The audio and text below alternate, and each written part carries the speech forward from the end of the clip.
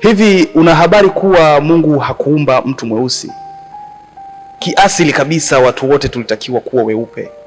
Leo tupo na chifu wa kimila kutuelezea hili. Mimi ni Big Man Is na hii ni Usiogope TV. Karibu sana. Ni kweli. Tukianza na historia ya Adam, katika mafundisho tunaambiwa Adamu na mke wake Hawa walizaa watoto 56. Sasa katika hao 33 walikuwa wa kiume na 23 walikuwa wa kike, na hao wote walikuwa weupe, hapakuwako mtoto mweusi. Sasa kwa hii ndio asili ya kwanza kwamba watu ni weupe na wanadamu ni weupe.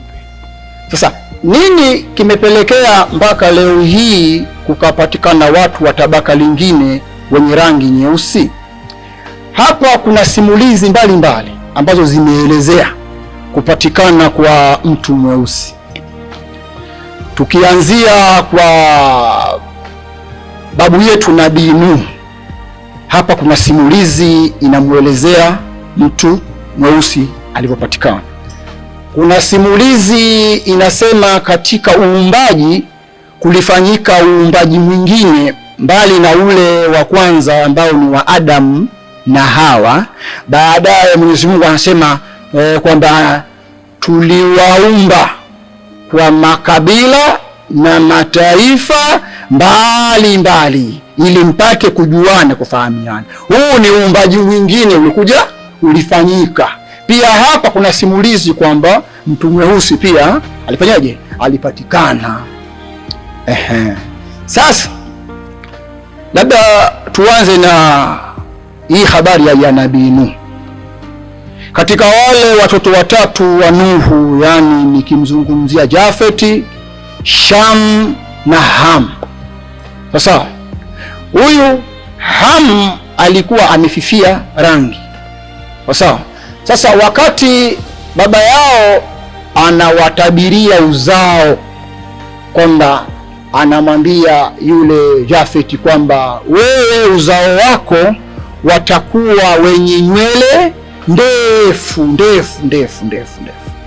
Sasa jamani, ndio hawa wazungu unawaona sasa, Waarabu wa Amerika hawa, umeona bwana. Kisha anaambiwa Sham kwamba wewe uzao wako watakuwa wenye sura za kufanana fanana. Ndio hawa wa China, wa Korea hawa, wa Japani, wa Filipino, umeona sura zao zenye kufanana fanana. Kisha anamwambia Ham kwamba wewe uzao wako utakuwa ni wenye nywele fupi na zilizojisokota sokota.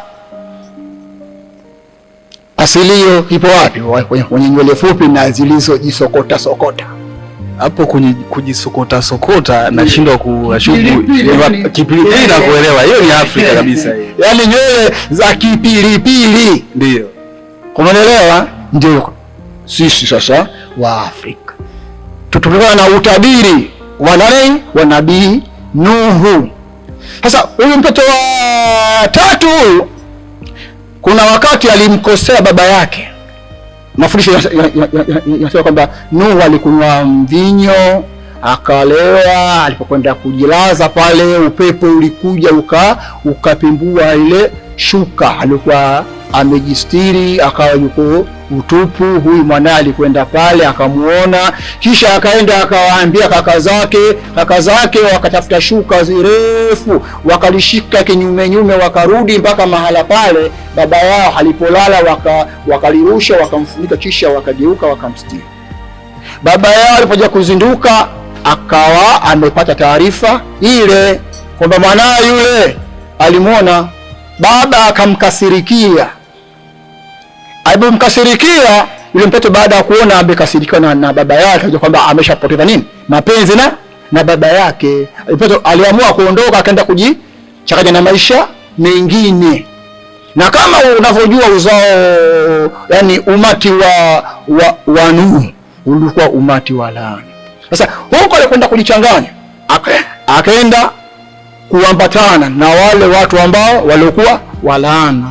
Sasa kuna siku ilifika Nabii Nuhu, mzee Nuhu anasema niitieni yule kijana wangu. Haikufahamika nini alichotaka kumwambia au kumweleza, lakini yule kijana akatumiwa yani mshenga wa kwanza, mjumbe wa kwanza, baba yako anakuita. Walikuta kwenye madanguro huko, kwenye makasino huko, kwenye mambo ya nini ya uasi. Akasema baba yangu mimi haniti kwa kuwa ameshanikasirikia. Akatumwa tena mjumbe wa pili, baba yako anakuita. Ile kijana akasema baba yangu mimi haniti kwa kuwa ameshanikasirikia. Akatumwa mjumbe wa tatu, baba yako anakuita. Akasema haniti mimi huyu mzee.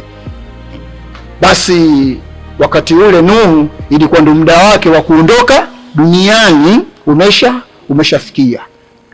Ndo akatoa maapizo akasema, mwambieni kwa kuwa amekaidi wito wangu, hakujua niliyotaka kumweleza kumwambia, basi mwambieni hiyo mimba aliyobeba mkewe atajifungua watoto wawili, wa kike na wa kiume, nao watakuwa weusi na watatengwa na dunia hii itawatenga.